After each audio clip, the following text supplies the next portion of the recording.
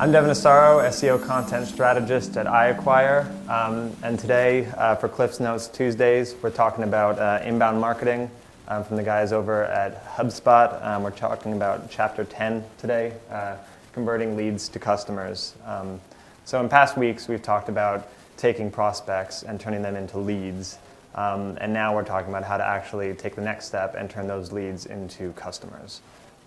So the authors begin with the criteria of actually talking about grading your leads and figuring out the quality of your leads, because as they point out, not all leads are created equal. If you have, say, 1,000 leads, not all of them are actually going to be as likely to turn into customers, because some of them may actually be already ready to purchase, and some of them may be just in the beginning processes of finding out about your product.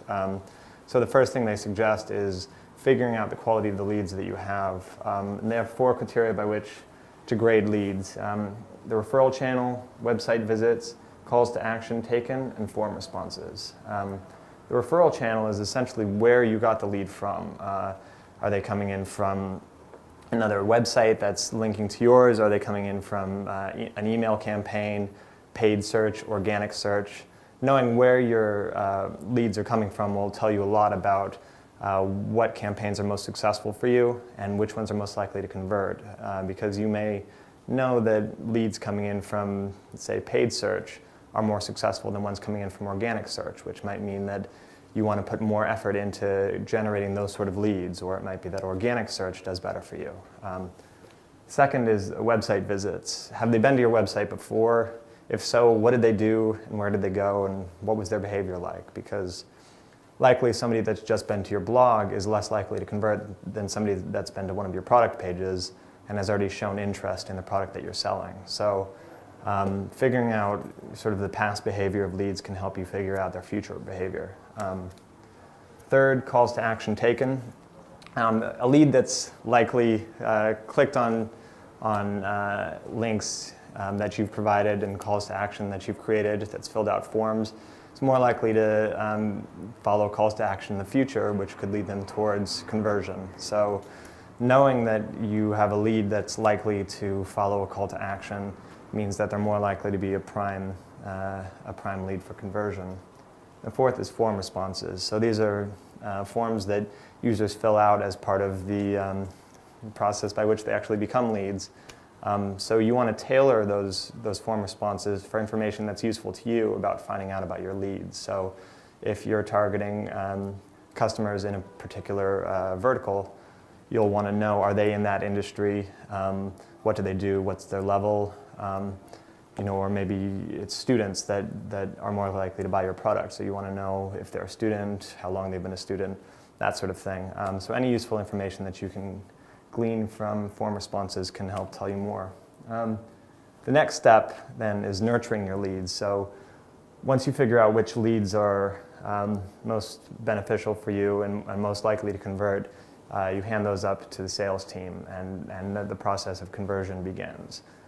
That's the easy part, and unfortunately that's where it stops a lot of the time, because as they say, salespeople often want to go after the low-hanging fruit, but a lot of times that takes conversions or leads that were likely to convert in the future and just sort of forgets about them. So the idea is to not give up prematurely and to put those leads that aren't ready for conversion into a lead nurturing program. So that essentially means a program of communication. So this could be emails that are specifically targeted at giving them more information about your product and about the industry, not being overly aggressive with sales, but actually becoming a trusted source of information and developing a relationship with that lead so that when it comes time that they might be ready for conversion, you're the people they turn to.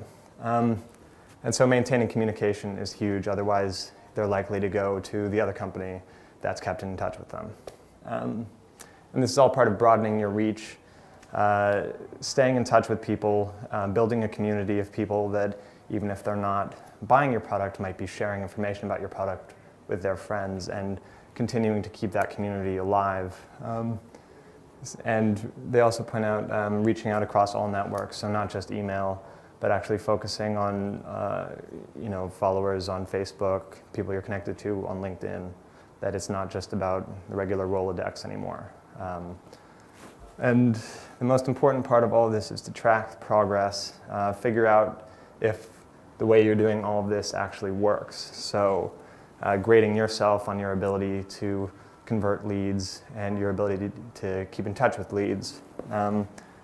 And you want to examine your landing pages and funnels to see if they're doing a proper job of actually converting those leads. Like say if you're hemorrhaging leads at a particular point in one of your funnels, you'll know that that's an area of your site that you're going to want to tighten up, because that's where you're losing customers. So maybe the copy isn't compelling enough, maybe you don't have a call to action, or maybe it's just really confusing about what the potential customer needs to do next. And you want to track your lead nurturing program, figure out if the communication that you're giving is right, because let's say you begin a lead nurturing program and nothing happens, it's likely that the information that you're sending out to your potential leads isn't very beneficial for them at all. So you'll want to sort of go back to the process, grading your leads, and figure out what you really want to communicate to them. And if you follow those steps, hopefully you should be able to convert more leads to customers. That's it.